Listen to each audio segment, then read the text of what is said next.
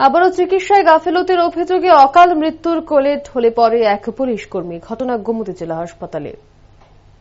মৃত পুলিশ অফিসারের নাম গৌরাঙ্গ দেববর্মা, বাড়ি পূর্ব ধজনগর এলাকায়। তিনি ত্রিপুরা পুলিশের সাব ইন্সপেক্টর পদে কর্মরত। বর্তমান পোস্টিং ছিল রৈশাবাড়ি থানায়। ওনার পরিবারের অভিযোগ, গৌরাঙ্গ সুগারের রোগী ছিল।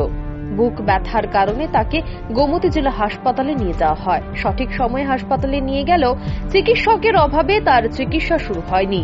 পরিবারের লোকজন আউটডোরে থাকা চিকিৎসকের কাছে প্রাথমিক চিকিৎসা শুরু করার জন্য বারবার বললেও কোনো লাভ হয়নি। চিকিৎসক গাফিলতির অভাবে হাসপাতালের মেঝের মধ্যে মৃত্যুর কোলে ঢলে পড়ে এই পুলিশ অফিসার।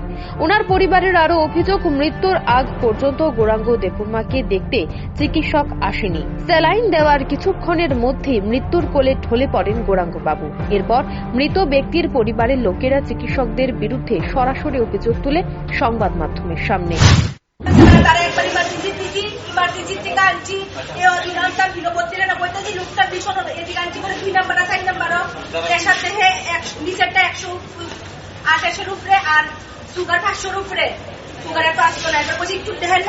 সঙ্গে সঙ্গে একটু ট্রিটমেন্টটা করান। তারা লাইনও ধরতাম, লাইনও দিলে রুগী দেখে, লাইনও দিলে রুগী দেখতাম, এরপরে দেয় ব্যাডও দেয় না, কিচ্ছু করছে, ব্যাড নাই, ব্যাড দিচ্ছে না।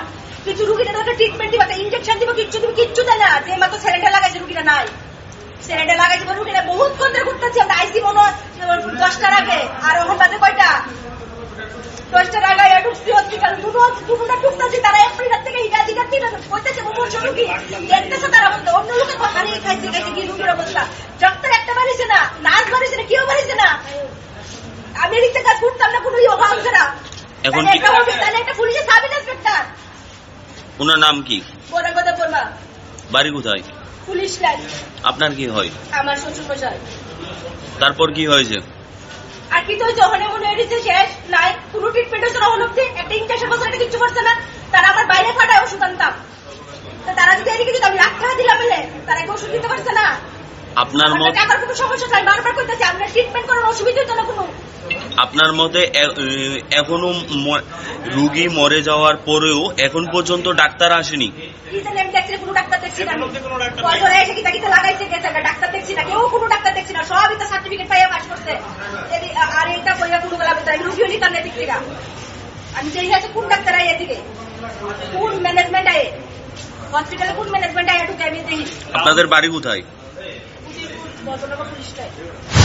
এই ঘটনা নিয়ে গোটা হাসপাতাল চত্বরে এক চাঞ্চল্যকর পরিস্থিতি সৃষ্টি হয়। এখন দেখার বিষয় সরকার চিকিৎসকদের বিরুদ্ধে কি পদক্ষেপ গ্রহণ করে।